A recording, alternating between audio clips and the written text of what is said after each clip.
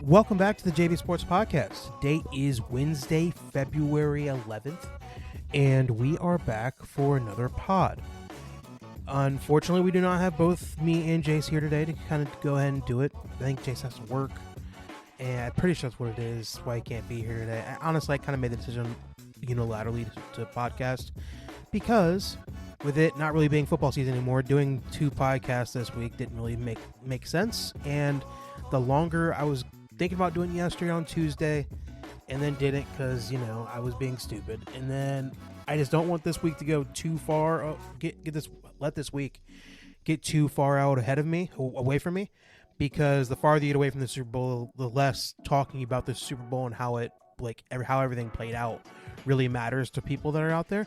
Again, it's not like there's anything else football-wise to really talk about up until we get into the offseason stuff like free agency and the draft and all of that.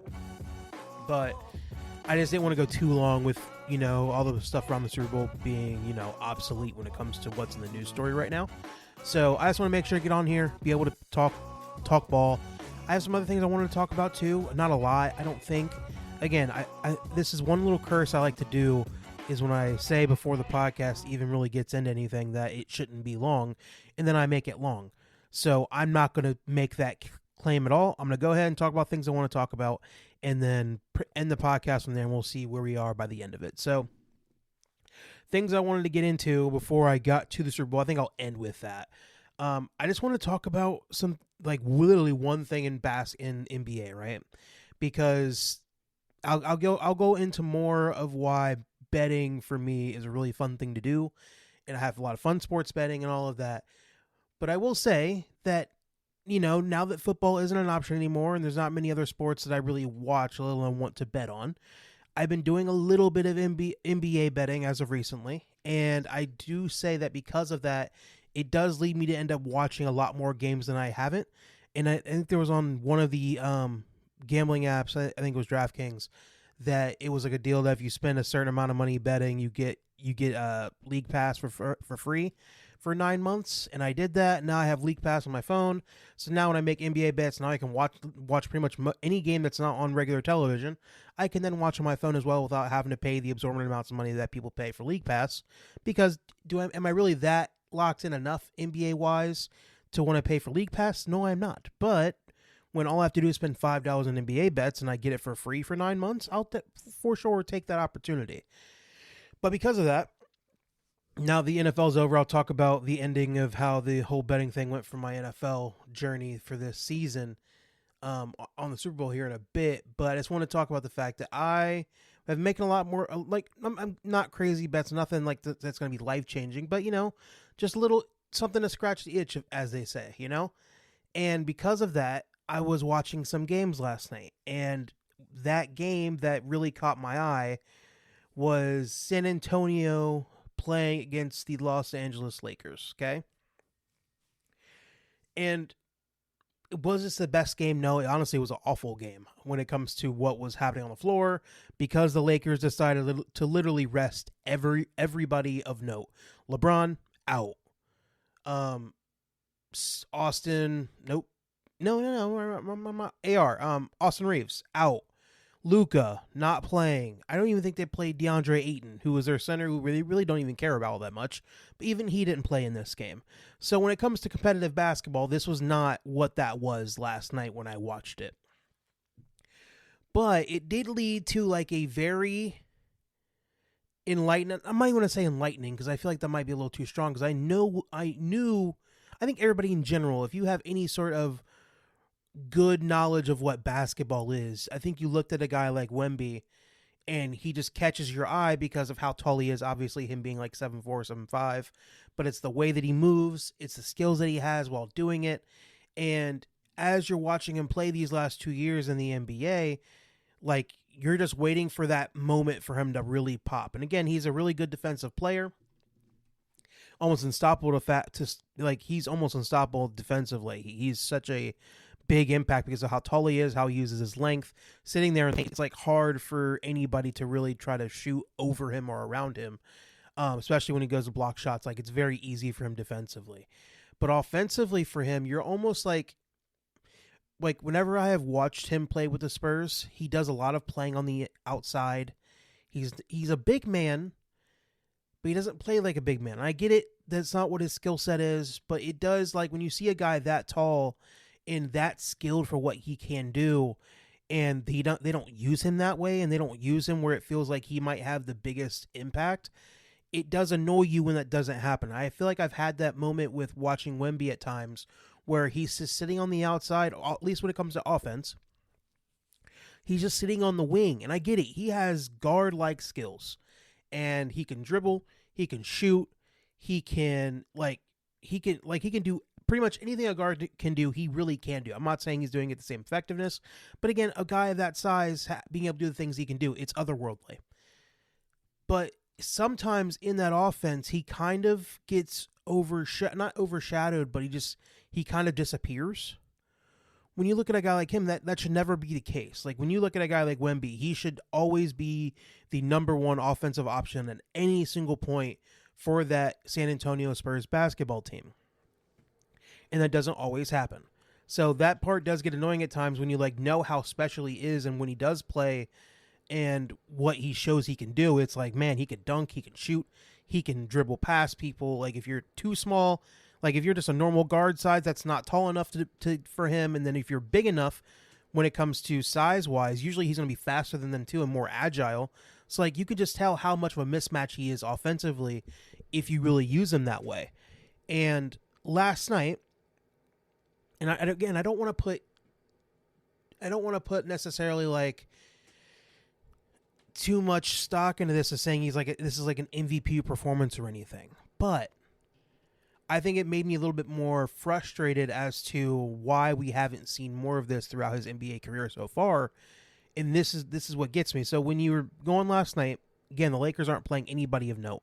It's all B squad people. Like literally nobody is really playing for the Lakers that usually would, especially being at home. That part does suck because their fans were there. Not only to see Wemby, because Wemby is a big draw in itself, but you would like, if you're Lakers fans and you're going to a home game, that at least one of those guys will start. I don't understand how you're going to have a night where all of those guys are all sitting at the exact same time. If you're going to have one or two of them sitting, you should at least have one of them out there playing, at least making an appearance and trying to play some good ball, at least, be show out for the fans, right?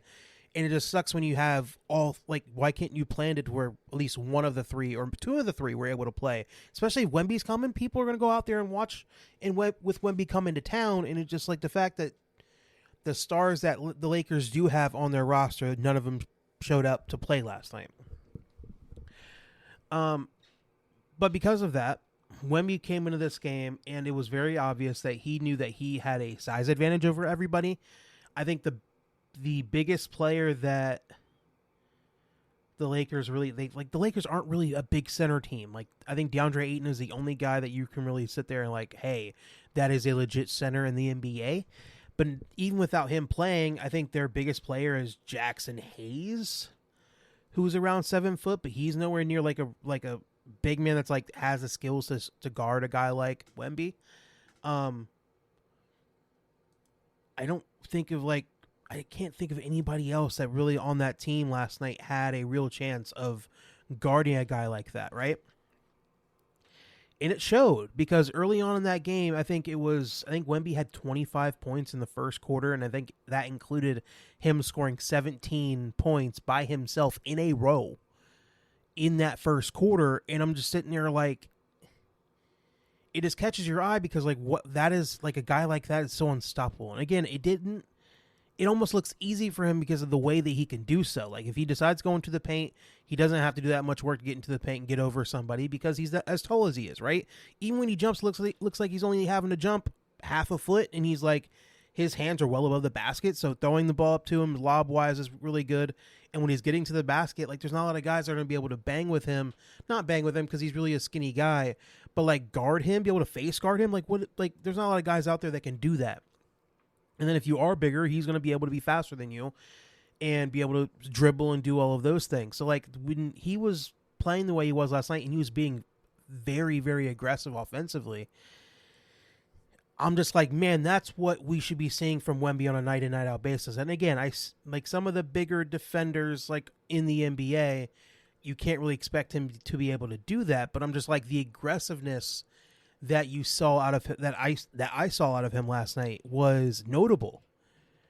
And it bring again the wonder side of it to where in my brain it's just like, man, if he just, again, it almost sounds cliche at this point when you talk about Wemby, because it's like, hey, if he adds some few pounds and he gets stronger and he learns to bang on the inside.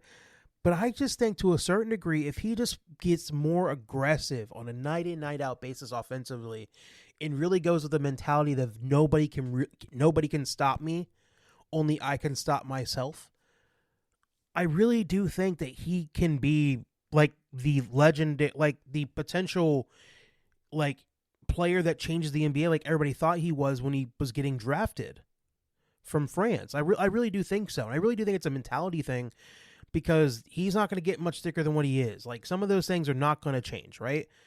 But all it takes for him, again, he's facing a team with no real center to like actually guard him.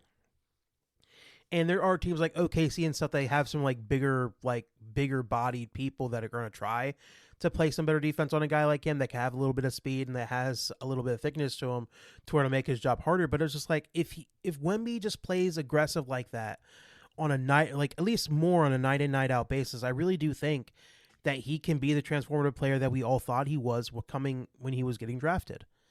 And that's the thing that caught my eye. And I'm just like, he scored that 25 in the first quarter. This was his ending. He played 26 minutes, scored 40 points. He went 13 of 20 from the field. He went 4 of 6 from 3, 10 of 12 from the free throw line, 12 rebounds, 2 assists. He had a couple steals, a block. Like, he can fill out the stat sheet like very other players truly can in the NBA. And I'm just like, he had such a crazy night last night.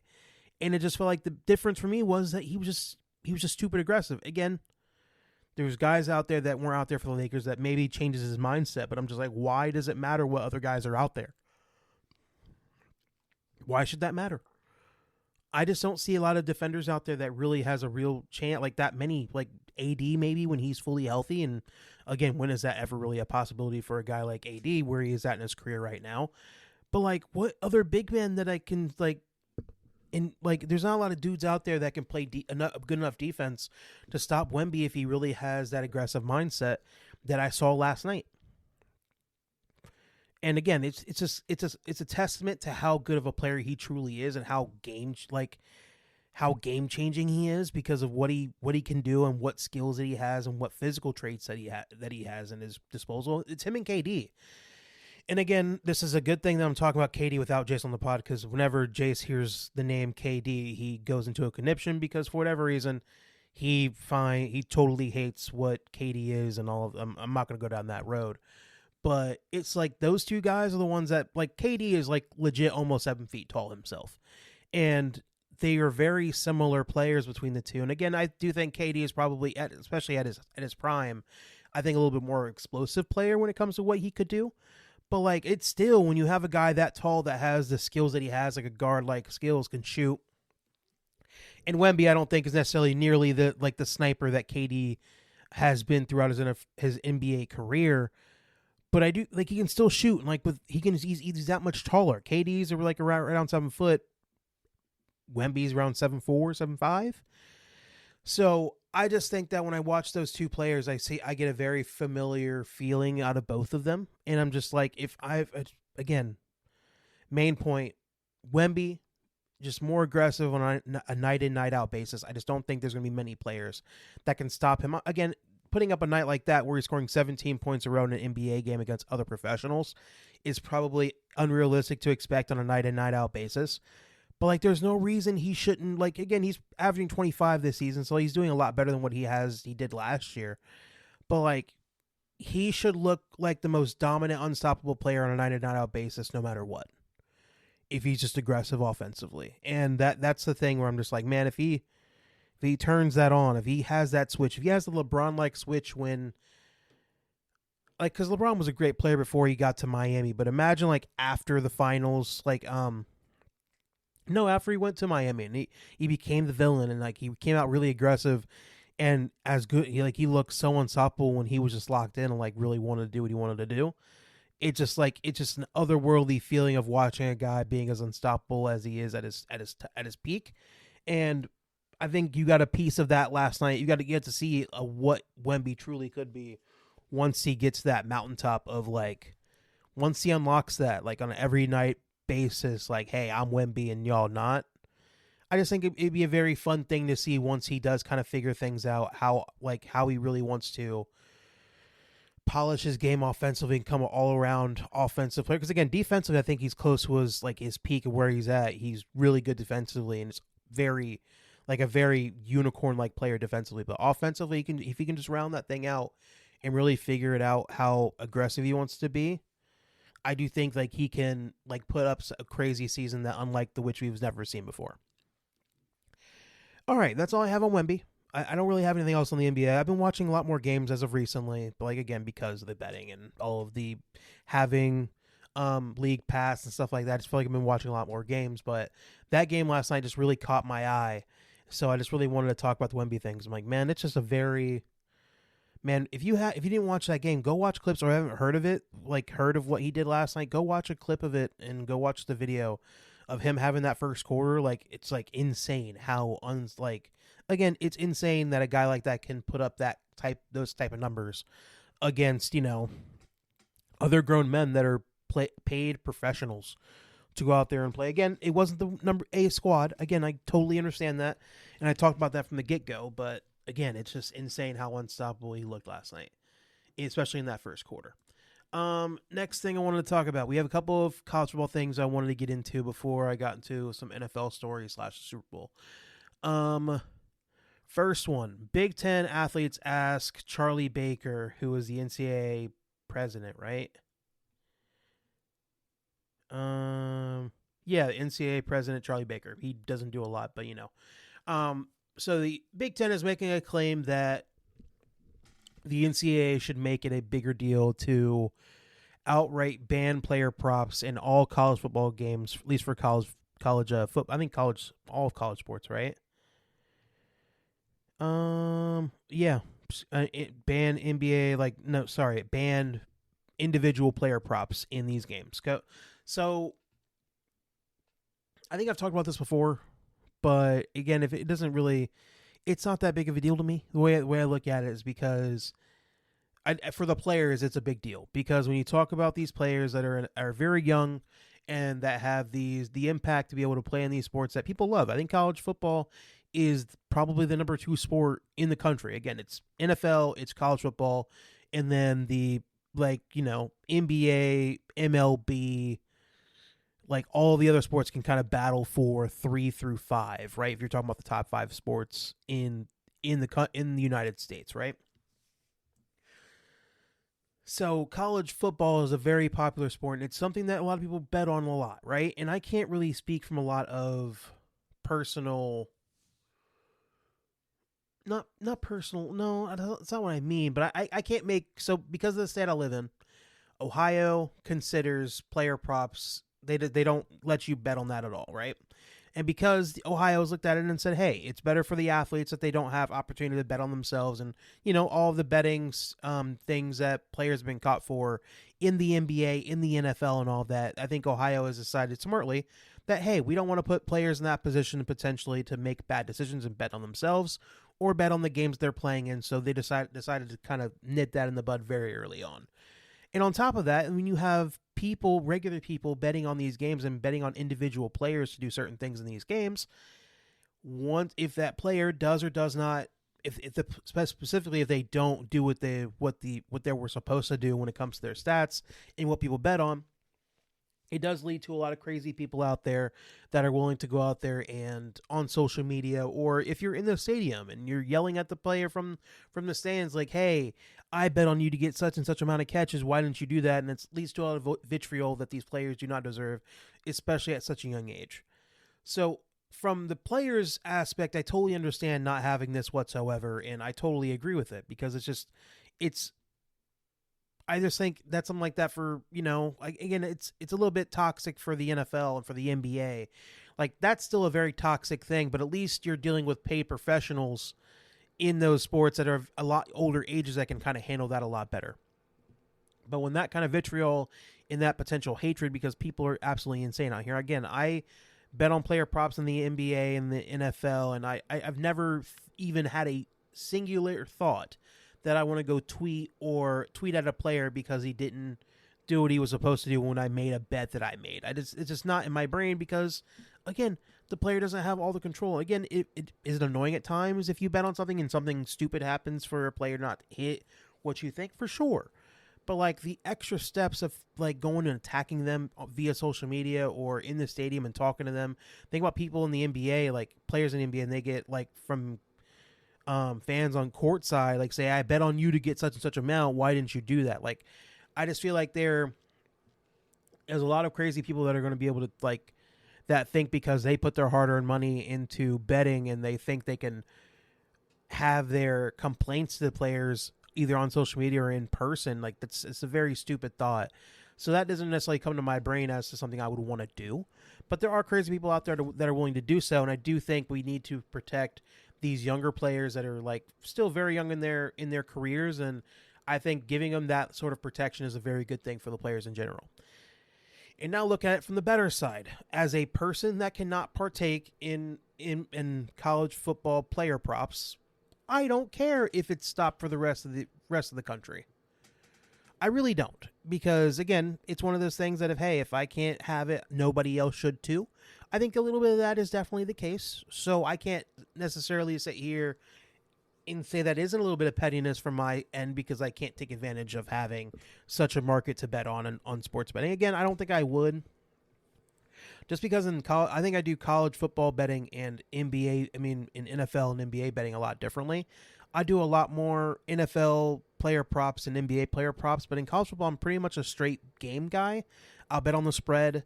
I'll bet on, like, halftime spread, scoring points. I'll do, like, the normal betting that way.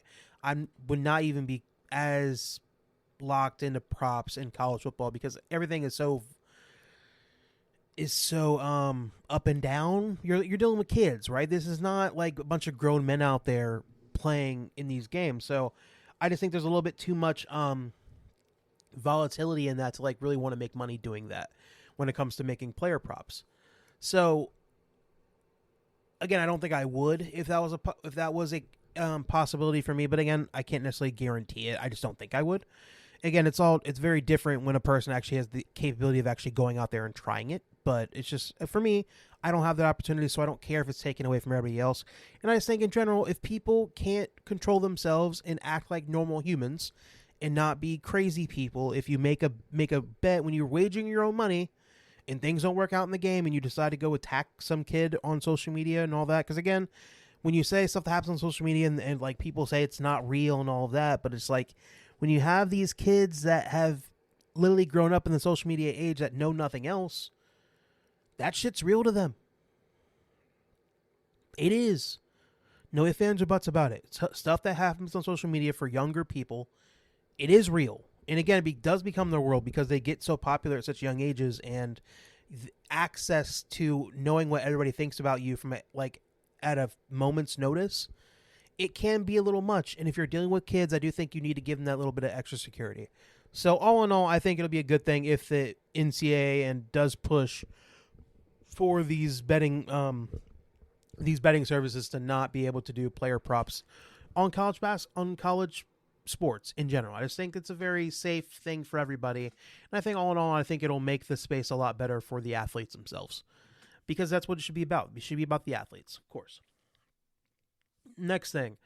Let's see here.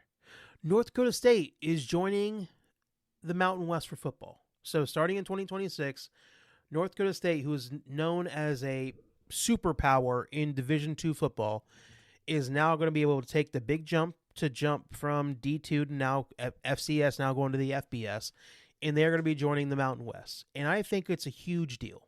I really do. Because you have a team that, like, honestly, I think North Dakota State is one of the more popular teams because some of the players that have come out of that school. And, like, at least when it comes to the NFL, I think Josh Allen came from North Dakota State. No. Hold on. Am I crazy or did he go to North Dakota State? Hold on. He went to Wyoming. Darn. But there's other players that have come out of North Dakota State and done very well in the NFL. And on top of the fact they've been dominating D2 football for years. And again, I'm not going to sit here and act like I watch a lot of D2 football. I really am a little bit of an elite in that way, where I watch Ohio State football and I watch a lot of FBS, the SEC, the Big Ten. I watch the Power Four. That's most of my college football viewing experience. I really don't dive into. I'll watch some Group of 5 games, Group of 6 games now, but I don't really dive into the FCS at all of it. So, but even I know that North Dakota State has been dominating the FCS for a very long time. So now that seeing that North Dakota State has decided, hey, I think we have done everything we can at this level, and it's time to go take the jump and go see if we can try to build this thing up from the bottom up and go do something on the FBS level. I really do think that's a huge deal, because they have a fan base that is super rabid and they're like all in. And I think from seeing some different people that cover that team on a year in, year out basis, one of the things they talk about is how their fans are bored of the fact that they dominate the FCS as much as they do. And most years they're one of the top teams, if not the top team, and potentially winning championships every year in the FCS level. So if you have an idea that your fans are kind of getting over the idea of just dominating one landscape, if you're tired of being the big fish in a small pond, go join a bigger pond. And I think that's what North Dakota State is doing. And I'm very happy that they're going to go ahead and take that jump and see if they can really manage it. And I think in this landscape of college football, I think this is the time to do so. As long as you have the backing of not only your fans, but of like boosters and money coming through the program. And if you're willing to pay these athletes to come to your program and play, like, you're going to be able to get talent, and you're going to be able, and again, if like Indiana is a place that you can go win a national championship now. Again, Indiana is a much different program, even being one of the worst FBS programs around, than a place like North Dakota State. But I don't see how North Dakota State doesn't have an opportunity to take that big jump and potentially become one of those teams. Again, they're joining the Mountain West to start, so they're not necessarily joining the Big Ten or anything like that. So it's not that big of a jump, but I do think it's a good moderate-sized jump that I think North Dakota State can manage. And if they can join that league and do fairly well, you can then join a bigger league if you want to. That's definitely a possibility for a team like North Dakota State. So I'm more than down with them taking that jump, and I think that if they can kind of figure it out, like, the Mountain West is not the most. Hold on, let's see what the teams are in the Mountain West now. Hold on, let me see here, because I'm not going to claim a note off the top of my head. The teams that are in the Mountain West right now that they would have to compete with. Let's go. The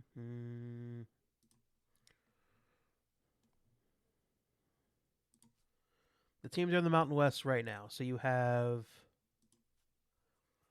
Air Force, Boise, Fresno, Colorado State, Grand Canyon University. I don't know who that is. Nevada.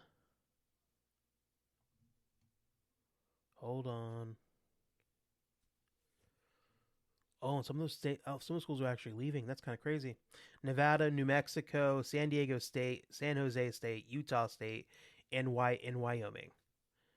So those are the teams that are in the Mountain West as of right now, and a few of those teams are actually leaving to go to the Pac-12 here soon. So Boise State's going to be joining the Pac-12. Fresno State is going to the Pac-12 as well. Colorado State's going to the Pac-12, and so is San Diego State, as well as Utah State. So you're losing some of the bigger schools in the Mountain West to them kind of taking the jump and going to the Pac-12. Again, the Pac-12 is still trying to rebuild their whole situation, since a lot of their member schools left to go to the Big 12 and go to the Big 10 and all of that. So like there's especially Boise State, who was like that former big fish in that small pond. That was the one that dominated the Big 12 for most of the years, and now they're leaving to go to the Pac-12. So being able to come in, if you're North Dakota State, I really do think like they can come in and like compete right away. And I think they can come in and like I'm not going to sit here and say they're going to like win the conference right away, but I think within a few years, I do think they're going to have an opportunity to really like build themselves up to really dominating that conference potentially. I really think so. So I'm a big fan of a university, of a football program realizing that, hey, we've done everything we can do at this level. Let's take the next step and try to become join a bigger pond and see if we can survive. I really do admire, and especially with how college football is nowadays, I really do think that they have a real opportunity to do so and be really successful at it. So I'm very happy that they're making that jump. Anything else college football I wanted to talk about here? Okay, so I do this real thing real quick before I jump into the NFL. Ex-Nebraska AD Bill Moss wrote a book, all right, about him having his career as a college football athletic director and everything.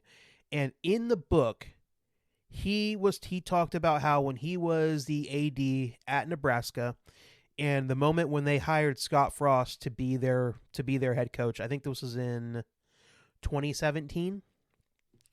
And in the book, he talked about how when he interviewed Scott Frost, who is a alumni of Nebraska. I think he played quarterback, and he was doing very good. I think, where was he at? USF? Nope. UCF. He was doing a very good job at UCF, being the coach there. And I think they just had an undefeated season, and he was looking to take that jump to be the coach at his alma mater. And in the book, this former AD talked about the fact that when he interviewed him, he did not want him to be the head coach at all. And how he thought he wasn't ready for the job, and that he said he felt pressure from the fan base and from boosters and all of that to hire Scott Frost to be the next head coach, even though he didn't feel like that was the person right for the job. And apparently he talked about how he wanted Brian Kelly, who didn't have a job at the time, to be their next head coach. And he decided to go with Scott Frost instead. And he gave in to the peer pressure that was coming from the fan base and from boosters and all of that. I think this seems like a little sour grapes to me, if I'm being totally honest. I really do, because if you were the guy who was the head guy at a place like Nebraska, and you get paid the exorbitant amounts of money that you do to run the athletic department there, and you get the opportunity to go and hire a head coach, the next head coach for your football team, and try to set the team up for success for years to come, I get the idea that there was some pressure. I really do, because the fan base saw what he was doing at UCF, and it was a very good, like, you saw him being successful at a lower level school, not that much lower level. UCF was still in the FBS at the time, and actually no, UCF was not in the FBS yet, so they were still in the FCS, or they were a Group of 5 team. They're in the FBS. They were just a Group of 5. They weren't in the Power 4, so, or the Power 5 at the time. With really what it was, Pac-12 was really being more of a power at that point. Here's my thing. I don't even think I can find a smaller violin to play for this dude, because you have the opportunity, because you were the guy that was supposed to make that decision. And I would like to think, for a guy like that, if you have the opportunity, because here's the thing, if you hire the wrong guy, you're going to end up getting fired. And guess what? That's what happened. He hired Scott Frost. Things didn't go well. He ended up being fired, as well as Scott Frost and all of that, and he ended up losing his job. So I just think, if you were a guy in that spot and you need the hire to work out well, why would you give in to peer pressure if you don't think that's the guy? And again, is there a chance you look stupid if you just say that he looks too young for the job and it doesn't work out all that well, and he goes and takes a different job and he does well there, and does he make you look stupid? Probably. But I think if you're a guy that has the job that you have as the AD, you have to live with your own decision. And now looking back on it, making a book on the back end of it, what is this, 5, 6 years? No, sorry, 9, 10, like almost 10 years since that happened. And now you're going to blame the fan base and all of that for your bad decision. I just think it comes off as pretty petty to me. And I feel like it's just like sour grapes, man. You had your chance to make the right decision. You picked the wrong one, and now you want to blame anybody else but yourself. Again, I get it. The pressure was coming, but at the end of the day, the decision is going to sit on you. So if you make the wrong decision, doesn't work out well, you don't get to come out in the back end in a book and talk about how you felt pressure from your fan base to make the hire. It's just stupid. Like, at the end of the day, the fans are never going to, like, they're not going to have their pitchforks and be at your office if you make a decision that you make. Can the fans make it a little bit iffy on social media and at your games and make chants? Like, they can do all of that, but can they hurt you for making the decision that you make that you think is the best for the university and for the football program? No. And he didn't stick with what his thoughts were at the time, and he made a different decision. He kind of got peer pressured, and it didn't work out. And it just comes off as sour grapes that if you're talking about it in a book almost 10 years later, talking about how you didn't get to make the decision you really wanted to make. I just, like, it's just stupid to me. It's stupid for that to really come out now. It really is. And that's it for college football. That's all the college football stuff I wanted to talk about there. Let's go ahead and get into the NFL. I just want to get into a couple of the stories first before we get into the Super Bowl and all of that. Let's see here. This was recent. I think this was yesterday or today. When did this story come out? It's all over social media today. So Joey Porter, who was a former linebacker for the Pittsburgh Steelers, won the Super Bowl with Big Ben back in 2010, I think. He was on Cam Hayward's podcast, who is a current Pittsburgh Steeler, and, he's been there for a long time. And they got into the point of talking about how Big Ben isn't a great teammate and all of that. And again, is this such a big deal? No. And when I look at the Steelers, I'm obviously I've been a fan of the Steelers for a long time. So seeing stuff like this, it just kind of sucks in the moment because you're just sitting there like, man, it's just like we're going to be rehashing some. Again, I'm not naive to the idea that Big Ben was not necessarily the most well-liked teammate on that team while he was there. He was doing stupid stuff. He would have radio interviews where he'd be blaming other people. He did some stupid shit off the field and very bad things that you can go read about if you want, but I'm not going to dive into them on this podcast. So Big Ben was not the best person.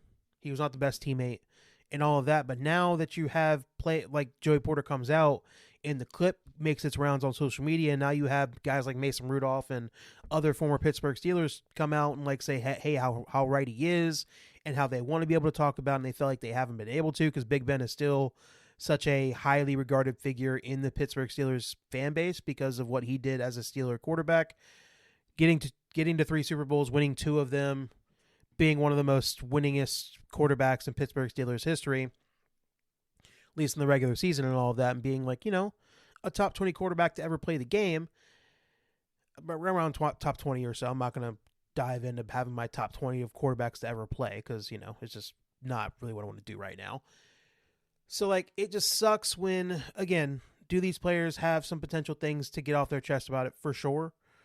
But I'm just like, I'm not going to sit here and be, like, against these players getting their thoughts out of their brain, like, as to why they don't want him to. Again, I think this all came from Roethlisberger talking about, okay, so this all stemmed from Joey Porter Sr. talking about, because not to get mixed with Joey Porter Jr., who's actually playing for the Steelers right now as a corner. He was talking about how Roethlisberger and linebacker James Harrison broke the brotherhood by discussing team business and criticizing Mike Tomlin on their podcast that they run on their own time and on their own dime and all of that. So he's just talking about how those two players are talking about the Steelers and team business on their own podcast, making money off of it and doing all of that, when they feel like that's a little bit against the code and you're breaking the brotherhood, when it's like, hey, we've been big advocates for Mike Tomlin this whole time, and now when you're going on your own platforms and criticizing Mike Tomlin and all of that, it comes off as like, hey, why are you talking about that? If you weren't necessarily the best, you're not the most well-liked of the brotherhood at all, and you feel like people need to listen to your take on how things are going with the Steelers right now. So, again, I'm not savvy enough to talk about all of that, whether Joey Porter's right or wrong or anything like that. Again, that's between the players, and they got to figure that amongst themselves. But I just feel like all this fighting right now, not fighting, but it's just like it almost seems petty at this point to kind of get your takes off now as to how bad teammates they were at the time when it's so many years later, and Big Ben is, Again, I'm not trying to cape up for Big Ben at all. I'm really not. I actually care? No. I just feel like this opens up a can of worms that isn't necessarily helpful to open for anybody. I don't think this is helpful for anybody, for those former players, for Big Ben, for the Steelers, for these players to kind of start infighting amongst themselves when their playing careers are long gone and they've been seniors in this game for a long time now. And I just feel like now kind of opening up the can of worms isn't really helpful for anybody. But, it is what it is. And I just feel like this is only going to go downhill. I really do. It's not. I don't think it's helpful for anybody. Next one. James Pierce, who is a second-year player out of Tennessee, currently had his own dust up with, some domestic violence. And I think he's in jail right now, right? Let's see here. He's facing 5 felony charges in Florida in relation to a domestic violence dispute with his ex-girlfriend, aggravated battery with a deadly weapon, and aggravated stalking. Like, this dude is doing some real stuff that, like, he potentially could go to jail and, like, not be around, with, amongst free individuals for here soon because of what he decided to do in his own life. It's a tough one, and honestly, I don't think you should really read it if you haven't already, because it's just a very tough read to look at what this dude at such a young age decided to do with a young woman, and it definitely not a good look at all. And he might be in jail sooner rather than later, man. I really do think that he's gonna have to serve some real time for doing the things he has done. And I don't think he'll be on an NFL team here soon for everything he has done.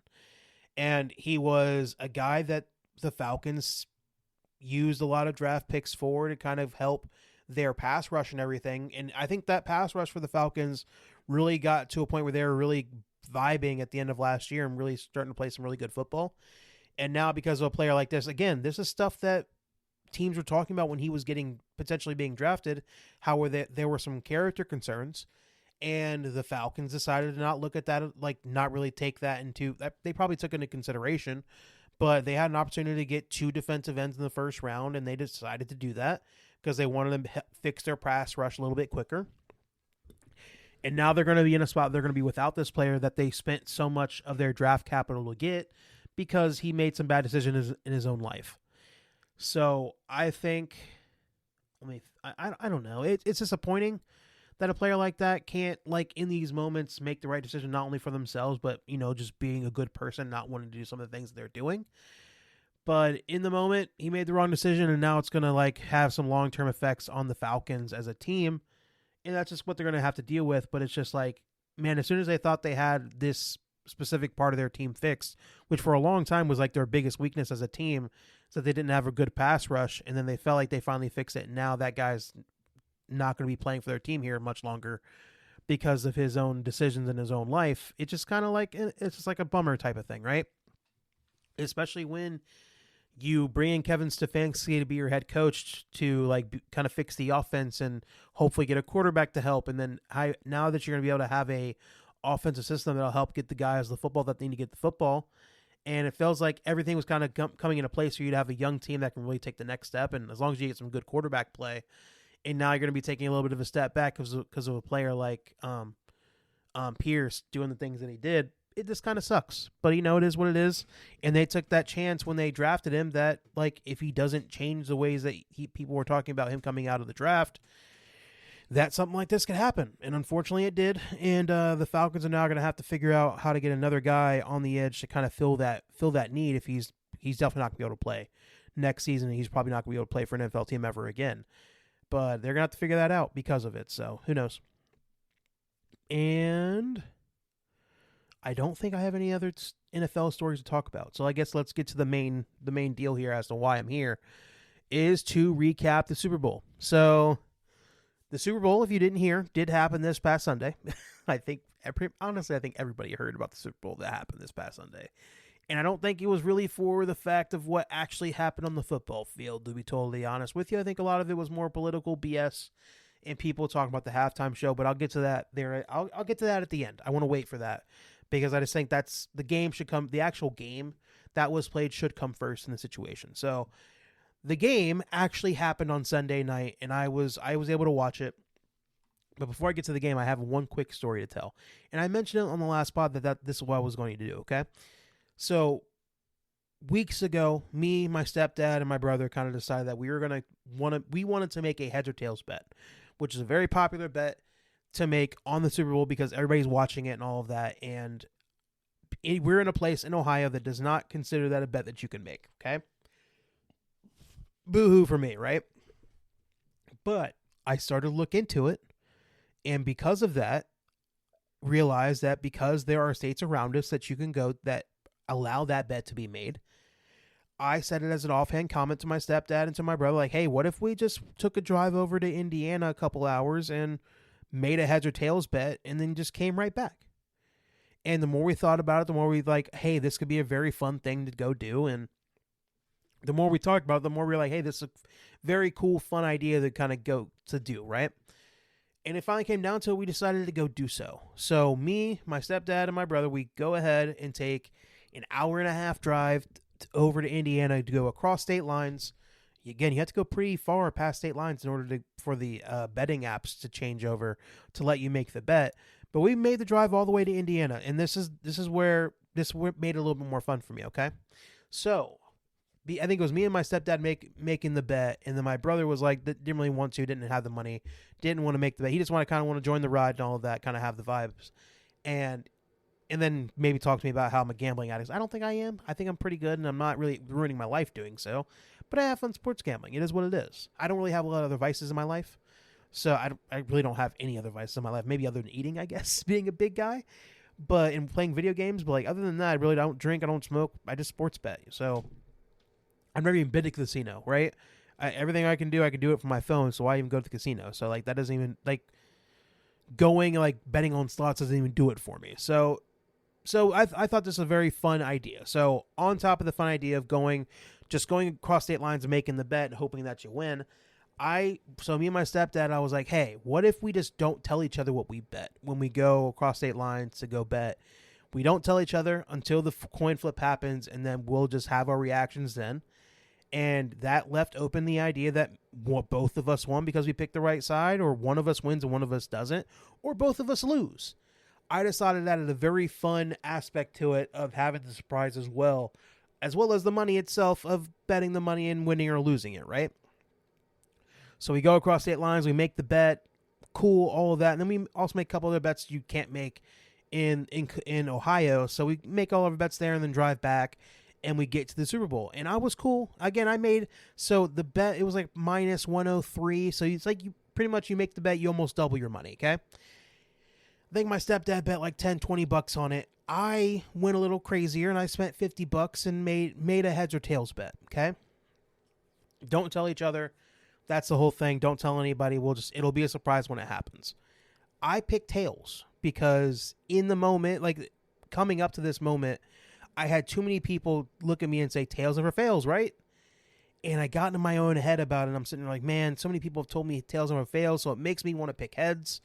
So I'm sitting there like, oh, maybe I should just pick heads. But then I'm like, man, if I hear that many people tell me that, what if that's a sign that I should just go with? I'm pretty sure like 2, 3, 4 people all said this exact same thing when I told them I was going to be making this trip to do this bet.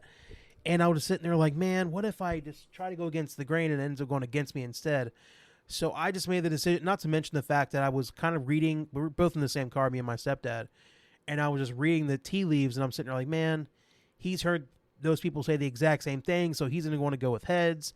And I'm like, man, what if we both go with heads and we both lose? So I'm like, man, I'm just going to, it almost feels like, no, do you know like when you're watching television and like you're watching like sports talk television and like, you know how most of the sports shows are all like two people arguing with each other, but you have the two people actually agree, but one person picks the opposite viewpoint just to make it better television. I do think I kind of fell into the trap of knowing potentially, I think I was just reading my stepdad's mind and knew that he was probably going to go with heads, but I decided to go with not only with the potential sign that I thought I was seeing with all the people telling me that tails never fails, but also the fact that knowing that he was probably going to pick heads because I just kind of know him well enough to know he was going to try to go against the grain in that way. And I tried to make the story better by picking a different one and seeing how it all kind of played out. I took that opportunity. I took the chance of picking tails and all of that. So I think it was a very fun thing all in all. I wasn't very nervous when I first made the bet. I think I was a little bit nervous. My stomach started turning a little bit. But I made the bet. It was fun and all that. We came back all good. I think we made that trip on Saturday, the day before the Super Bowl. And now Sunday hits. I've made all my bets. I've put a good amount of money into everything. And I have this head or tails bet, $50. If you win, I win like $100. And if we lose, I'm out $50 again. I was more than okay with the idea that if that $50 can kind of go poof, and I'll never see it again. And all right, again, if you are going to go ahead and sports bet or gamble or do any of that, you have to be comfortable enough money wise and in your own brain to be like, hey, if that money disappears, you're good. So I was more than cool with that idea. I had money in my account already. It wasn't necessarily a big deal that I was potentially losing the $50. But I will say that the Super Bowl was getting closer on Sunday, and the game was coming. And then by the time the game was getting ready to start, you had all the performances to start the game, the America the Beautiful and all of that, the national anthem. And the closer it got, the more my stomach started turning, and I was getting more and more nervous. I'm not going to lie. I was starting to get a little sick about it. And then the coin flip finally happened, and the coin flip ended up being tails. Ended up being heads, and I lost the bet. And it turned out my stepdad did pick heads like I thought, and he won his bet. And then I was out the $50, and it hurt for the moment. It was a little bit of like, that sucks. But in the literally right after, this kind of like the gut punch feeling of it kind of went away, and I'm like, hey, that was a fun moment. And he said, like, my stepdad's a little more conservative between the two of us when it comes to doing stuff like that. Where if you tell a lot of people this story, you're like, hey, that's very stupid. Why would you spend the money to go, like, make the drive and spend the gas to go across that line just to make a bet and potentially lose more money? But when my stepdad has the moment and he's like, man, this would be real fun. We should do this. Just do this every year. I think that it was a very fun idea, and we had a lot of fun with it. And the fact that he won probably definitely helped with that moment a little bit. I'm not going to lie to you. If he lost, he probably would have felt a tad bit different. But usually if he has any doubts, he'll talk about it right away. It's not one of those things he'll just like push through it at all. So I had the same feeling like, hey, this was so much fun that I think that this should be a yearly thing, as long as we live in Ohio, of course, to where we can't bet on it, to kind of go across state lines, go make the bet. I just feel like it was a very fun thing. And it sucked the very moment where it was like heads. And I'm just like, But I'm definitely more than excited to do it next year and make that bet once again. And I felt like, heck, I think it was a little bit more for me because I think he only spent like $10-$20 on the bet. I kind of went a little bit above and beyond in that aspect, but I think I had a lot of fun with it, and I think it was a very fun plan. And this life is like, there's so many bad things about this life where you have to just kind of trudge through the stupid stuff and the sludge and the madness. If you can make something fun out of taking an hour and a half drive there and an hour and a half drive back across state lines to make a stupid heads or tails bet on a Super Bowl you're going to be watching, I felt like stuff like that's what life's about. And I feel like that's going to be a story that's going to we're long going to be talking about how we're going to be making those trips and like making a stupid bet on heads or tails on the Super Bowl. I just think it's going to be a very fun thing. I really do. And I had a lot of fun with it, but and that was one of those things that's like, it was a very big story to start off the Super Bowl when maybe people that watched the game did not think much came out of it when it comes to a great game, and at least in comparison to what it's been in prior years.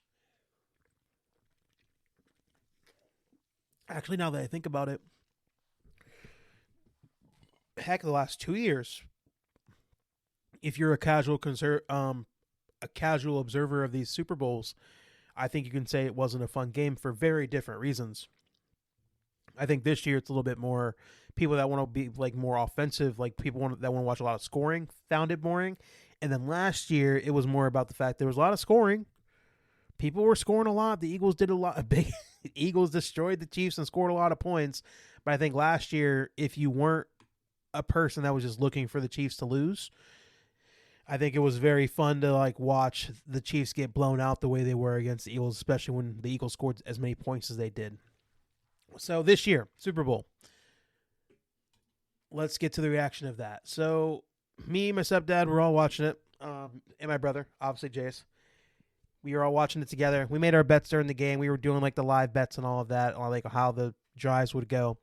And after a certain point, we started making money off of it because we were like, started to get to a point where like, hey, we're just going to go with Patriots punt literally every single time and make a little bit of money off of it every single time. But before that, it's like when that game started, hold on, let me get to the actual game itself so I have the stats here to talk about it. Let's see. Playoffs. Scores. Super Bowl. Okay. So to start off, Seahawks won the game 29-13. And honestly, the score isn't even indicative of how much of a domination that was by the Seattle Seahawks. Like, it really was like the Seattle literally controlled this game from start to finish. This game was not close. And it was a thumping in every sense of the word. It really was. Let's get to the winners first, and then we'll get to the losers. We'll talk about Seattle first. Literally from the start of the game, I think the MVP of the game ended up being Kenneth Walker III. I think there were a lot of people coming out of that game that would have liked to give it to a defensive player, but when it comes to having a defensive MVP of a Super Bowl, if that defensive player isn't like a guy with like multiple sacks in the game that really like causes havoc all by themselves, you can't give the MVP to a whole defense. So if you're not going to have a guy that's obviously on the defensive side, like going to win the award and like is that guy, then it's very easy to just give it to an offensive player. It's a little bit easier to have that distinction in that way. So I think I would have given the MVP to the defense because of how dominant they were literally from start to finish. That defense from the Seattle Seahawks made the Patriots offense look, again, the Patriots offense has not been great this whole playoff run. Drake May has not been playing well this whole playoff run. I've been talking about that from the get-go, literally from the start of this playoff run, that Drake May has not really played well in any of these games. And that was like one of my main points as to why I thought Seattle was going to win this game in pretty easy fashion. Was a little bit of Patriots haterism coming out in the way I was thinking about this game? Potentially. But I do think I can, be objective enough to look at this game and be like, hey, I just don't like the way the Patriots have played this whole time. The Drake May has not played well this whole playoff run, so why would that change against one of the best defenses in the NFL in the Seattle Seahawks? And I've maintained this whole time that, I thought Houston was the best defense in the NFL because I just like how they get a lot more pressure, because I think their defensive line is so elite when it comes to getting after the passer, even in comparison to a team like Seattle, that I just thought that Houston's defense was number one, but I think Seattle was right behind them being the number two defense in the NFL. And I looked at this game and said, hey, if the defense can do what they're supposed to do in this game and get after Drake May and stop the run from the Patriots, I do think Seattle is going to be able to do more than enough to stop this Patriots offense from being able to do anything. And I think I undersold how much the Seattle Seahawks defense absolutely dominated this game. They really did. They got after, so starting from the defensive line and going backwards, defensive line got after Drake May like crazy. I think from the get-go, they were sending a lot of pressure. They were sending corner blitzes. I think Witherspoon, I believe, had a sack, and I think he had a couple pressures, and he had 3 QB hits in this game. So, literally from the get-go, the Seattle decided, and McDonald, their coach, decided, hey, defensively, we're just going to get after Drake May. We're going to light his world on fire. And once he starts getting a little bit, he's going to start struggling with it when it comes to not knowing where the pressure's coming from and getting a little frazzled because that offensive line was not able to stop Seattle's defensive line whatsoever. Even if, let's be honest, Seattle sent pressure early, but they did not have to send pressure late because the offensive line for the Patriots could not stop just the 4 defensive linemen from the Seattle at all by the end of the game. So, but again, that extra pressure just made Drake May really speed up throughout the game. And it was very obvious that throughout, just Drake May was just never able to get comfortable because of the pressure that Seattle was able to produce. And then once that happened, Patriots couldn't run the football at all. The Seattle was really able to stop the run with their 4 or 5 defensive linemen pretty much the whole time in the game. So I think with all of that, they were able to keep a lot of their defensive backs in the backfield and in the back end of the defense and make the picture very muddy for Drake May to where he wasn't able to get a clear picture at all throughout the game. And even if he did, he wasn't really making a lot of passes, but I'll get to that here in a bit. But the Seattle defense was absolutely dominant in this game. They were getting after, I think they had 6 sacks on Drake May in this game. I think they made him throw a couple picks in this game as well. they really were dominant from start to finish. And I think they had a really, I think they let New England score 13 points there in the fourth quarter when pretty much the game was over. It was pretty much what is it? It was garbage time at that point. It really was because of how dominant Seattle was. I think they were up at that point. Let's see here.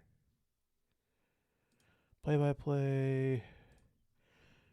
At that point, it was 12-0 in the third quarter, and then it got to the point where it was 19-0 after the A.J. Barner touchdown pass from Sam Darnold.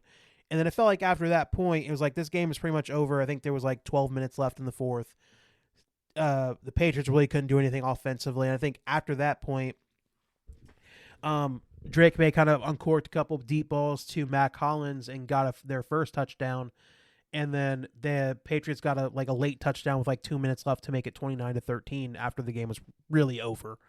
And this was after the touchdown of, I think there was a pick six that Drake May threw to make it 29-7 at one point.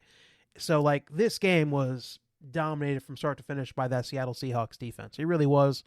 They were awesome. It was very not to mention the fact that I'll get to their future prospects in a moment, but I think in general in this game, the Seattle Seahawks defense played with such confidence. They were able to get after Drake May when they needed to. They were able to drop all their dudes. They were able to stop the run. The Patriots were not able to run the football at all in this game. And the game was close for when it comes to the actual points, the game was close all the way through through the second quarter. It was 9-0 at halftime. So this game was within two possessions all the way through three quarters. At the end of the third quarter, it was 12-0. So this was a 2-possession game, and it felt like a million possessions because of how inept the Patriots offense looked, because of how good that Seattle Seahawks defense looked. It felt like a million possession was only a 2-possession game because of how good Seattle was playing. In that fourth quarter, the Seahawks were able to turn it on offensively, and it was bye-bye from there. And that defense really did their job, and they really I think that was a defense that is long. And I'm about to get to the offense with Sam Darnold here in a second, but it felt early on in that game that I think Sam Darnold kind of had enough self-awareness to look at this game and be like, hey, early on, if I don't make a ton of mistakes and I don't give the football to the other team, I think we win this game without Patriots aren't able to win this game if we don't give it to them, right? And Sam Darnold realized that early. I think they kind of started off the game kind of throwing the football a lot when they probably didn't need to. They probably should have stuck with the run a lot more early because Kenneth Walker, he was also in this game. He had 135 yards off 27 carries, and he should have had a lot more yardage, but the touchdown run he had a touchdown run that got negated by a holding call that would have gave him another 70-something yards and got him a touchdown. That was taken away due to a penalty. But Sam Darnold, 19 of 38, he didn't have an awesome game by any means. And to be honest, I think neither of these quarterbacks really played all that well in this game. Drake May probably a little bit more because the defense of Seattle was forcing bad play out of him. Again, Drake May hadn't really been playing great football for the latter half of the season when it comes to the first half of the season. Drake May looked absolutely insane and he looked unstoppable, kind of looked like the mini Josh Allen. But the second half of the season, that kind of took a little bit of a drop off, and then once the playoffs started, it was an absolute. It dropped down to the floor with how Drake May was playing throughout the playoff run. Even though they still were winning games, it was just Drake May was not playing nearly the level of football that he was throughout the regular season. Again, part of the fact they were playing the defense that they were playing, they played the Chargers, they played Houston, and they played the Denver, some of the better defense in the NFL.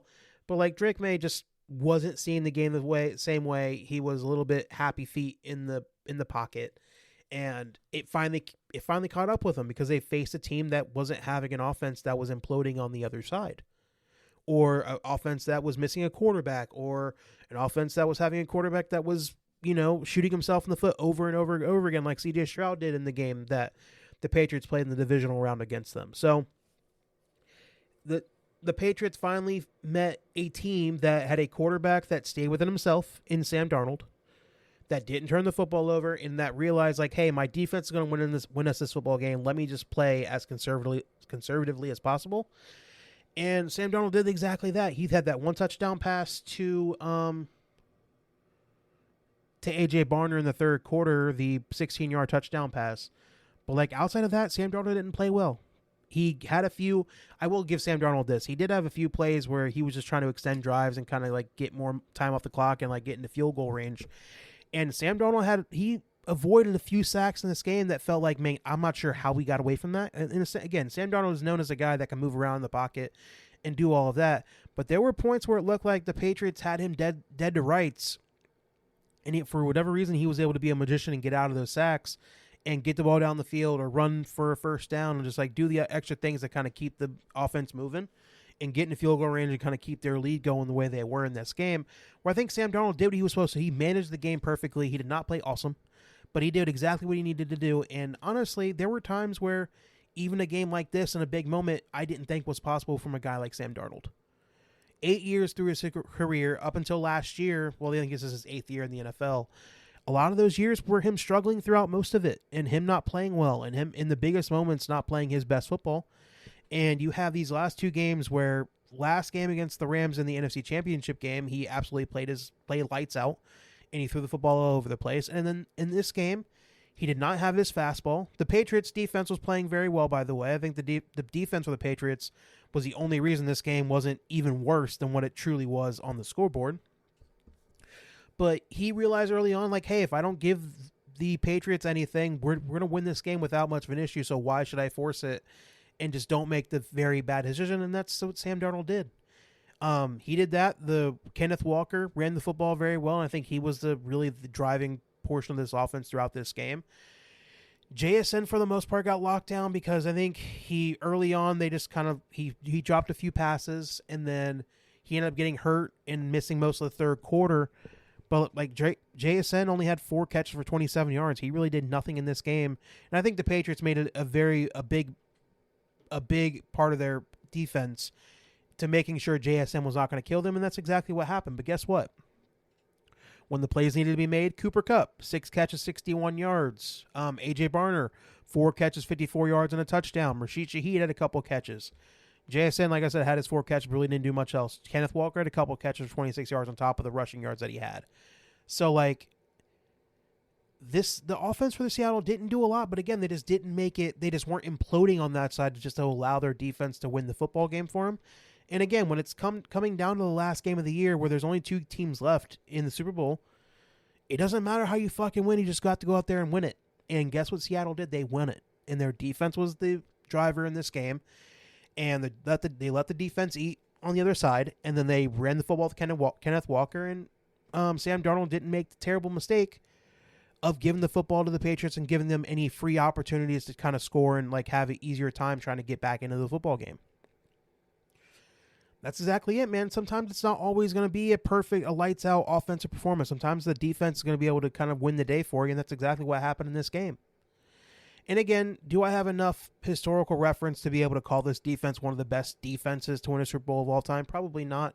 And I think it'd be stupid of me to try to go down that road of trying to like parse that out as the best defenses to play in the Super Bowl. But I do think that all in all, I think it was a very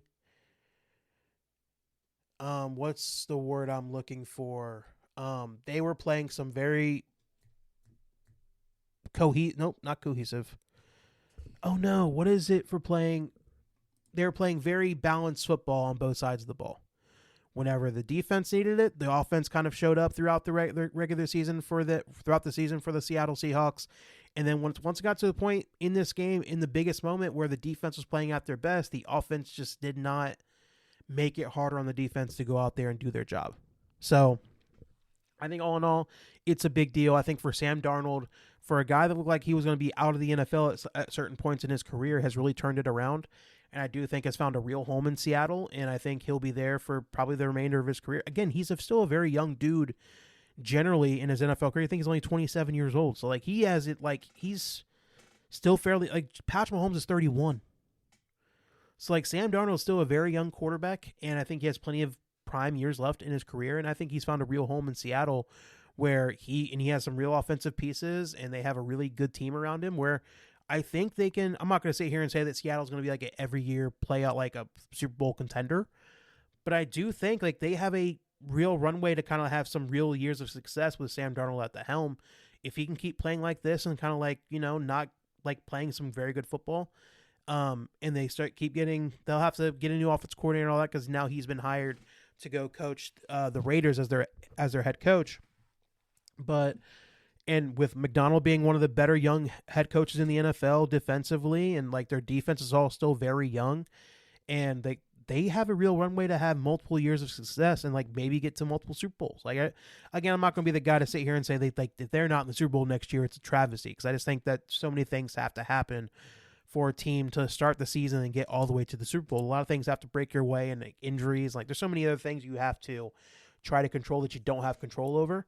So I'm not going to sit here and like talk about the fact that like they should be Super Bowl bound for the next 3-4 years, but I do think they have a team that's going to be a playoff contender and have a real chance to do it for the next few years. And I think with Sam Darnold, especially him not necessarily being paid the $50-60 million some of these high-priced quarterbacks, like some of the top quarterbacks in the NFL, I do think kind of like gives the Seattle Seahawks some real runway to be able to like keep building that team around him and like having some really good football teams. So I just think that Sam Darnold has really found a home there. And I think that, and again, he's still young enough. You're still going to get some really good football out of him. And I do think that he has, over the last couple of years, has really made some huge strides in not only being more explosive when he needs to, but also when he's not playing his best, being able to manage it in the Super Bowl in some of the biggest moments and like not make the big mistake and allow his team to win if he's not playing at his best. And I feel like that's a very good thing, because I think early on in Sam Darnold's career, I think things tended to snowball for him very early on in these games. And like when you're playing with the Jets, things never really go all that well. But like when he was with Carolina, I think last year with Minnesota, like where things went so well throughout the regular season for them, and then they got to the final couple of games of their season, one at the end of the year and one in the playoffs, and he plays his worst football. And I feel like he finally has really turned the page on that when it comes to what his narrative is throughout the NFL, but also I think in his own brain, I feel like he's a lot more comfortable in himself now. And I feel like he's been a quarterback in the NFL that has been through a lot and has been through a lot of scars, and he's been through a lot of these emotions and ups and downs, and he's come out better for them. And I feel like the Seattle Seahawks are going to get a better quarterback because of it. And I think they have, and he's just won the Super Bowl. So he's done something that Josh Allen and Lamar Jackson and like a lot of these other talented quarterbacks out here haven't done. Jay Herbo, like some of these quarterbacks that you talked about, the best ones in the NFL, he's done something they haven't done. So you have to give him a lot of credit for that. And I think he's found a real home in Seattle. I do think they'll have a runway for multiple years to keep building that team out, especially the way they draft and everything, where I do think for years to come, they will be a team that will be in the playoff picture and in the Super Bowl contender picture practically every year. But again, a lot of things need to happen for all those things to come together and like really work out that way. But I do think they had a very good season. I do feel like they were an awesome team that, as much as some people don't like the scoring, like the lack of scoring and all that, I think Seattle did exactly what they were supposed to do, and they shouldn't care about anybody that thought the game was boring. Because I do think this is about Seattle dominating. That's exactly what they did from start to finish. So good for them. Super Bowl champs, I think, though, they're more than deserving. And it did turn out that NFC Championship game was the Super Bowl like everybody thought. And I totally believe that, too. I feel like if the Rams would have won that game against Seattle, they would have came and done, I wouldn't say done the exact same thing, because I just don't think the Rams defense is as good as what the Seattle Seahawks defense is. But I think the offense for the Rams would have just torched the Patriots to all hell. So I think there would have been more scoring if the Rams had been the team to kind of face off against the Patriots in this game. But it turned out that the best team in the NFL won it, and Seattle is that best team. Now getting to the losers in this game. Patriots, Drake May, like I mentioned before, didn't play all that well. 27 of 43 for 295, 2 touchdowns and 2 picks. And again, a lot of those yards he was throwing for were in garbage time when the game was pretty much over already, where he kind of like was able to uncork some passes and they stopped caring about turning the football over. And I feel like that's when the turnover started to come in the second half. Because in the first half, Drake May, I think in the first 8 drives that Drake May had, I think they punted in all 8 of them. And they didn't score any points. I think Drake May had like 8 completions for like under 100 yards in the first half. So like Drake May was not seeing the field well. He wasn't making a lot of good passes. He was, by the way, earlier, Sam Darnold, me talking about him not playing well, there were a few passes that Sam Darnold was missing. Like if he would have hit JSN, I think JSN was wide open. I think they were on their own 15-yard line or something, and like they had an opportunity for Sam Darnold to hit JSN in the open. Like JSN was wide open behind the defense. If he would just hit that pass, JSN would have had a touchdown running away. Nobody was catching him, and Sam Darnold missed that pass like crazy. And I feel like he missed a few other passes as well throughout the game. But again, Sam Darnold didn't let them lose the game because he was missing some passes. He kind of like managed it in a way because of how good that defense was. But Drake May did not make a lot of good passes early. He looked frazzled. He was messed up by the pressure. When he thought pressure was coming, it didn't come. And then when he didn't think it was coming, they came with it. The corner blitzes. His offensive line was absolutely terrible. Will Campbell, the top 5 pick that they used in this last year's draft, that everybody was worried about because he had short arms, and that how would he manage against some like more elite pass rushers that are longer than he is, had a very bad playoff run. He was bad this whole playoff run when it came to protecting his quarterback, and I think it kind of came to a head in this playoff game where I think he let up like 15 pressures, which is the most ever in the Super Bowl. And I think he had a terrible game, and like there's nothing you can say about that. And I think that game truly proved that he is probably going to be best suited at guard in the NFL. I really do think so, because the things that he is dealing with, he can't change. He can't change his arm length. He can't change. I think he was dealing with a little bit of like a lack of strength too when it comes to like real strength at his size. Again, it's funny the fact that outside of his arms, he does have prototypical offensive tackle size. He's 6'6", he's 320, but it's just the fact he has T-Rex arms. At his size is absolutely insane, because usually arms are like relative. It's like ratioed out to what your actual length of your body is, and it just kind of didn't turn out that way for him. He has a little bit of T-Rex arms, but he didn't have a good playoff game. He didn't have a good playoff run, let alone the Super Bowl was awful for him. Everybody was getting past him without much of an issue. And he didn't talk after the game. He didn't want to talk to reporters, and I think he came out the day after and then talked about how when he's that upset, he usually says things he shouldn't say, so he decided not to do so. And I'm just like, he had a very bad day. There's really nothing for him to say other than to say, hey, I fucked up. But he ended up saying that the day after, so I'm not going to get on him about that. But again, I think I watched this game and pretty much thought what everybody else did, is that he's going to be a very good guard in his NFL career.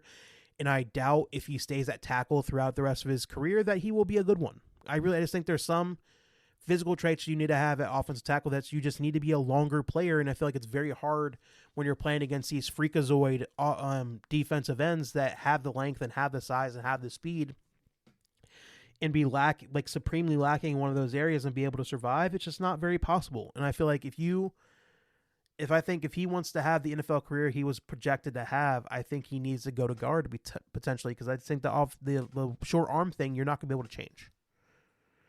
Can he get a little bit better? Maybe, but I just think that when you're facing off against these supreme athletes at defensive end, he's just going to have trouble with it throughout his NFL career. He can't change his arm length. He just can't. And honestly, to a certain extent, like, I don't know how he's going to change from and be a much more powerful player than what he is right now. I just feel like throughout he's in the prime of not the prime of his career, but like he's not like gonna like magically find the weight room and like gonna change a lot when it comes to his play strength in a year. Or in the next couple of years. I just don't think so. He might get better a little bit, but it's just not gonna be enough to take it to make up for his lack of length at the offensive tackle position. It's just not gonna happen. And it wasn't just him. That whole offensive line struggled. Drake May struggled. He wasn't able to run away from pressure as much as he probably would have throughout the regular season. Again, I just think that Seattle just made it very difficult. They were sending blitzes from everywhere, and like even when they weren't blitzing, they were able to get pressure on Drake May with 4 guys on the defensive line, and it made the picture so much more muddy for him to look at the defense in the secondary and be able to try to make decisions. So it just wasn't very good. They weren't able to run the football, and like I said, he uncorked those 2 deep passes in the second half when the game was pretty much already over in the fourth quarter. But like outside of that, he wasn't really able to do anything throwing the football at all. And Drake May, man, when everybody was talking about him, like whether he was the MVP and all of that, and I think Drake May lost the MVP vote by 1 vote in the voting. I think that was due to Josh Allen getting a couple of votes in the MVP, which I'm not sure why he got 2 first place votes. Is insane for Josh Allen. And I think also Herbo got a vote for first place, which I'm like, those 3 votes, if they probably would have went either towards Drake May or why am I forgetting his name now? That sucks. Matt Stafford, Drake May could have won, but I just think that in general, I think it would have been so much worse if Drake May would have won the MVP and then had a playoff game like this. Well, a playoff run in general, if he would have, especially when it was capped off by the Super Bowl playing the way he did, I just feel like it would have been so much worse if he ended up winning the MVP over Matthew Stafford a few days before. So luckily for him, he didn't do so. Matthew Stafford rightfully deserved to have that MVP because of how he played throughout the season. But I just feel like probably when it comes narratively, I think it worked out for Drake May that he didn't win that MVP because it wouldn't have looked good with him playing the way he did in the playoffs, especially in that Super Bowl. But Drake May is still a young player, man, and I feel like he didn't have all the answers to the test. I feel like he wasn't necessarily ready for the pressure that was going to come his way. And it wasn't just in the offensive line didn't help either. Again, you know what's funny? C.J. Stroud probably was watching this game and be like, hey, y'all better give him all the same smoke that you were giving me when my offensive line wasn't doing well and I was making bad decisions in the playoff game when I played against the Patriots, because it was very similar games from a guy like C.J. Stroud. Again, all the picks didn't come from Drake May until the second half when they were already down, but it was like when a quarterback's playing bad, they're playing bad, man, and it was bad all around from Drake May in that game. Wide receiver-wise, man, it's just like it showed they didn't have a team with a lot of great speed. Matt Collins had those 2 catches for the deep passes in the fourth quarter, but outside of that, they did really nothing in this game. Stephon Diggs, 3 catches, 37 yards. He was their number 1 wide receiver all year long, and then in this game, he did absolutely nothing. He had 1 catch for 26 yards and then didn't really do anything else. But it's just, again, I'm not going to sit here and say that the Patriots from start to finish, like I was talking about when I was previewing this game, it was 2 teams that had very different paths to get to this point in the Super Bowl. Seattle had one of the hardest schedules in the NFL, played in the hardest division in the NFL with them, the Rams, and San Fran playing the way they did, Arizona notwithstanding. Very different paths. Seattle, one of the hardest paths, and then New England had the easiest schedule, I think they said, in the last 20 years. Which is how easy the Patriots schedule ended up being. And their playoff run was marred with, again, great defense that they had to play. But guess what?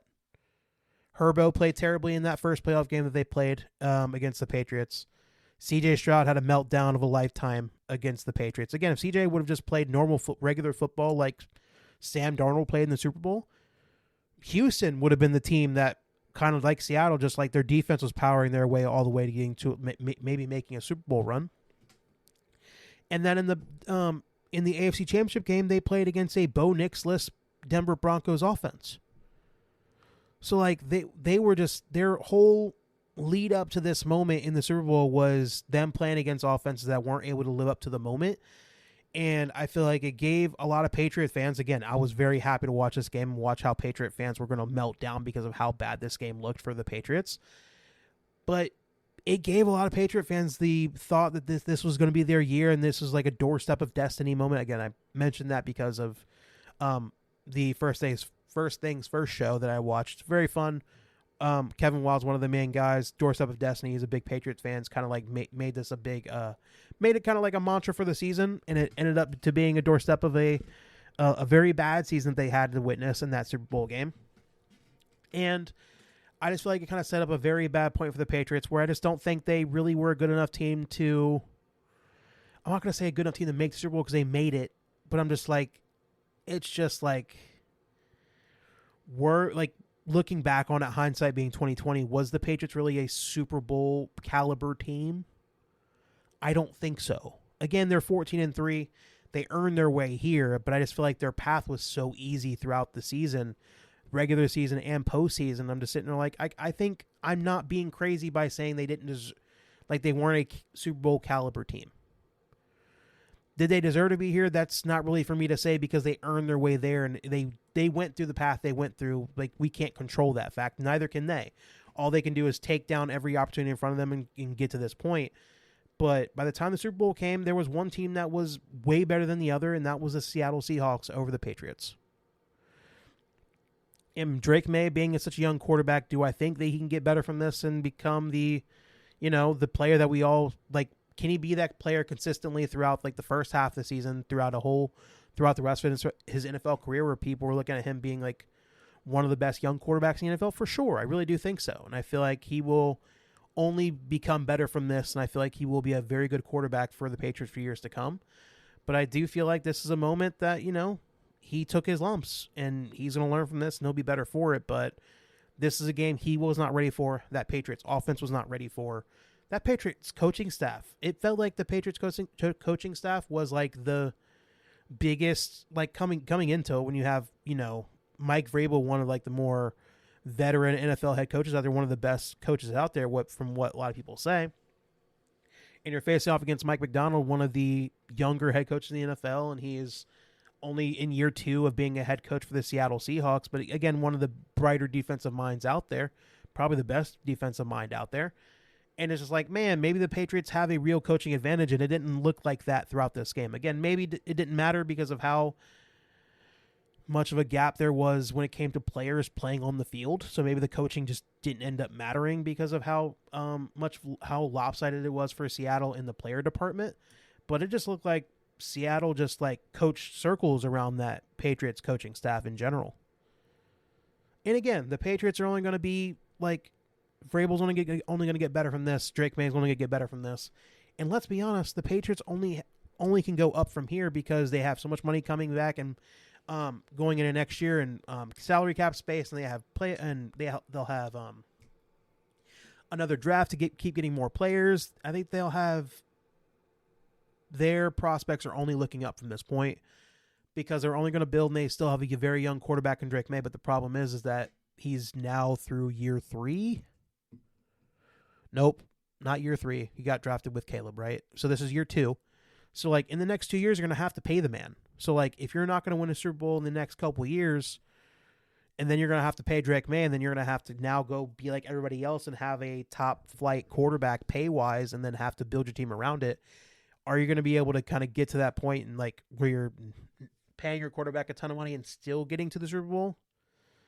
That's going to be a much harder thing to do than what you're at right now with Drake May getting paid very little money in comparison to the rest of the NFL, especially if he's going to be playing like this and playing at, a potential MVP level. But yeah, man, I think all in all, some people will call it a kind of a boring Super Bowl, but I had a lot of fun watching it. I love watching Patriot fans struggle. And I think they, like I've been saying, like they don't deserve to have this type of success so early on after all of that. I feel like they needed many more years of disappointment to be worthy of, getting back to the Super Bowl and winning again. So I was more than happy to watch this game, and I'm going to be more than happy to laugh in every Patriot fan's face, because it's just like I know they got their hopes up so high for this moment being theirs, but it didn't end up being that way. And I think it came out to be a very, very fun watch for me, not having really any dog in the fight. Because, the Steelers are not going to be making the Super Bowl anytime soon. So, that's a different story for a different day. Okay, and then the last but not least, now we've done talking about the game, the Super Bowl halftime show. I just want to talk about this real quick. I don't want to get way too deep into it. I just want to give my reaction to it because I just feel like, again, like most people, like a lot of people, not going to say most because we have a big Spanish-speaking population in the United States. But even though I took Spanish in high school, I took 3 years of Spanish. No, I took 4 years of Spanish. No. Hold on. Let me make sure I'm not crazy. I took Spanish 1, Spanish 2. I took Spanish 3. So I took and I took 2 years of Spanish 1 because I took it in 7th grade and then had to take it again in 8th grade because they didn't have a Spanish 2 class. So I took 4 years of Spanish, but I was nowhere near good enough to be able to, make out what that halftime show, what he was saying Bad Bunny was throughout his performance. But even with that being, again, that might be the only thing I can look at people and be like, hey, if you didn't like the show because you couldn't understand it, I can understand that, right? But for anybody else that was complaining about how it's anti-American and it's a travesty because the Super Bowl should be a unifying thing, and now a lot of people throughout the United States that speak English couldn't understand the Super Bowl, that it was bad and they shouldn't have done it. It's like such a more corporate thing, and I'm like, that stuff's bullshit to me. Because here's my thing. Personally, I found the Super Bowl show to be an absolute vibe from Bad Bunny. I did not understand a word of it. I did go back afterwards and get some English closed captions and kind of be able to actually be able to know what the songs are about. I think it turned out to be a very good show. I'm not going to, like, I think it was a very good vibe. I think the songs all sounded great, even if I didn't understand the words. It was there was a bunch of dancers, there was women everywhere, and they were dancing, and I feel like as a concept, what they were showing is the American dream, man, for a lot of these people that are having a hard time. And I feel like they showed a culture and of a people that is not getting a lot of representation right now and getting a lot of credit for what they actually mean to this country. I do feel like his halftime show really did show that there is real beauty in the Spanish culture and in their music and in their dancing and in like all of it. All in all, they just showed everything. Like I'm not gonna say everything, but a lot of things of what they bring as a community and as a people and of their music. And I feel like Bad Bunny show did a great job of showing all that and having a very good vibe and having some good music, and all the sets were great. Well, dancing trees because people were there. People were the trees, which is hilarious. I just feel like it was a very good vibe all in all. And for anybody that wants to go out there and make it such a big deal that they couldn't understand the Super Bowl, I'm like, again, I get the preference side of it, but for you to make it a political thing and talk about how it's divisive and how the Super Bowl should be a unifying force in the country, and I'm like, how? Why? Nobody's ever looked at the Super Bowl and called it a unifying thing for the United States ever. Like, nobody's ever thought of it that way until they get a guy they don't like, and then now they want to complain and make it such a big deal, especially when they want to make an alternate halftime show with Kid Rock being the main headliner, which is insane to me. If you're going to do that, at least if you're going to be racist and have those type of harsh feelings about it, at least get something better as a performer. Fucking Kid Rock? Kid Rock? He's not relevant in the music space anymore, man. I just don't know how they didn't have somebody better to, do some booking for this halftime show if you wanted it so bad. Which is why I'm like, man, there's some crazy people out there that really wanted to whine about this, but do I think it was important enough for like the majority of Americans to really care about? No, but guess what? There was people that cared enough to go and whine about it on social media, and the president didn't help about it because he had his whole complaints, which is stupid to me. If you wanted somebody to unify the nation, maybe the fucking president should, but he's not very good at that, so we'd have to need a halftime show to do so, which is crazy to me. But the idea that you're looking like you want to make this whole halftime show a very political thing, which is stupid to me. It was a good vibe. It was a great show. And again, is it one of my top shows ever? No, but I think I heard somebody talk about this, is that I think I forget what podcast it is, so I apologize for if I'm take it from them and not giving them credit. But he said, I've never seen more dudes complain about big booty Latinas dancing and shaking their butts on a TV screen. And that's a lot of people out there. A lot of people were complaining about this stuff when, like, would you complain about this in any other aspect? And if it happened anywhere else, you wouldn't. But now you want to make it such a divisive and political thing when it didn't need to be, which is stupid to me. So I just think all in all, if you wanted to make it a political thing, I think you're missing the plot here. And I feel like, I just feel like it's a very, like, if you're complaining about this, there's other things to complain about in this world that truly matter. And the Super Bowl halftime performance is not one of those things. And if you are complaining about it, I think you need to pick something else. And thinking of the halftime show as a unifying thing for the country is stupid to me. If you're not going to demand that of your actual political leaders of your country, then why in the heck should you consider that for a Super Bowl? And not to mention, I think if you want to complain about all of this, it's the NFL's fault in general. Because this is the thought I had, that I think that it's gonna like, if anybody listens to this podcast and kind of sits on that side of the aisle, it might annoy them. But this is the thought I came to, and I feel like it was a very funny thing to kind of come to a head in my brain. I was like, it's crazy when you make the NFL, who is not necessarily the most socially forward type of business, right? I think the NFL is trying to sell to as many people as possible. It is not a corporation that is trying to be the most left leaning of any of the companies out there, right? But if it's gotten to a point where the NFL as a business looks more socially conscious than not conscious, but accepting when it comes to other cultures and other communities, and like Bad Bunny is one of the most streamed artists in the world. So like when it comes to the NFL and how they were thinking about it, it was because they want to be a more global sport, because they have 9 international games next year, and they want to show the world that they are more than willing to accept other cultures and other music and all of that. So having Bad Bunny as your halftime performer made total sense if you're trying to become a more global sport. So money-wise, it made total sense for the NFL to do what they did. But guess what? Because of how that kind of turned out and how a lot of other people that are fans of the NFL and the president and all of that are bitching, it makes the NFL look more accepting of different people around the world than the rest of than a lot of fans throughout the United States. Mostly the white ones. I'm not going to lie to you. It's mostly the white ones that are complaining about all this. I'm not going to lie to you. It is what it is. But, it's just like when you make the NFL look like a more socially conscious and accepting business, that's where I think you guys need to kind of get it throughout your heads that you guys are probably on the wrong side of this. Because the NFL is never one of those businesses that's going to be the most socially forward activists of any company throughout the world. So if you were putting the NFL in a spot where they look like they're being more socially conscious than you, maybe you need to rethink your stance a little bit. And again, maybe I didn't put that in the perfect way, but it is what it is. And, I'm not claiming to be a perfect at this. But that was my main takeaway from that whole Super Bowl performance. It was a good vibe. Bad Bunny did a great job, especially when I was able to look at those songs later. Again, I'm not sitting here claiming I'm a Bad Bunny listener at all, but I was laughing the whole time by thinking about how many white people were so upset about that Super Bowl performance. It made me giggle the whole time.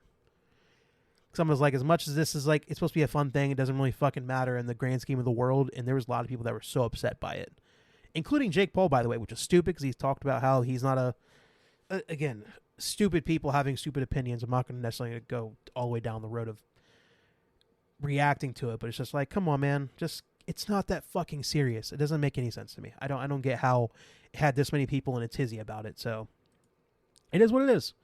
I think all in all, it was a great performance. It was fun, and it was a vibe, and I appreciated it for what it was. It can not be your cup of tea, but if you make it anything more than that, I think you kind of are missing the whole point of this, this fucking universe, the world we live in. There's so many other things to be mad about.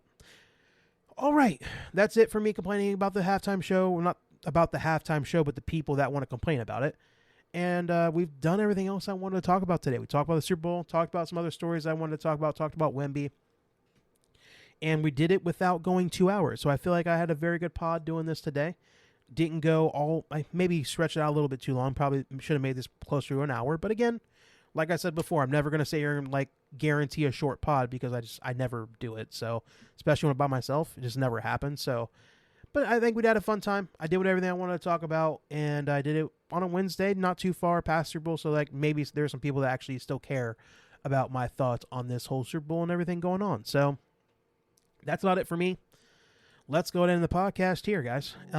If you're listening for a while, we appreciate you. If you're just now joining on, hopefully you like us and enjoy us enough to join us on this ride, talk about sports in the dumbest way possible. And if this is the first podcast you listen to, make sure you go listen to a different podcast with both me and Jason, maybe the last one that we recorded, to get a better idea of what this podcast is at its best when you have both of us sitting here, talk about sports, making jokes, talking shit, doing everything we want to do that way. Just to get a better idea of what we are at our best, I would appreciate if you could do that. And then if you decide to stick around, we would appreciate if you could like our podcast, subscribe to the podcast, rate the podcast 5 stars wherever you listen to us. We're pretty much available on all audio platforms out there. So I'd appreciate if you could do that for us, so we shouldn't be very hard to find wherever you listen to your podcasts. And then make sure you share us with friends, family, enemies, anybody you feel like could enjoy the podcast we put out on a weekly basis. Love if you can do that, especially we do this stuff on a weekly basis, at least once a week when it's not football season. And once football season comes around, we'll do more draft stuff. We'll start to do back to getting two per week. So we're going to keep doing this podcast no matter what. We're going to keep coming out with episodes weekly. So we'll keep doing that for you guys. And then last but not least, if you could follow us on Twitter and or X, whatever you'd like to call it. At JB Sports Pod is the podcast handle. At Javante Boozer is my handle. And at Jace Boozer1 is Jace's handle. And that's about it. So you guys have a great day. Have a great night. Thank you guys for listening. Thank you guys for always listening. And we will see you guys next week. Bye, y'all.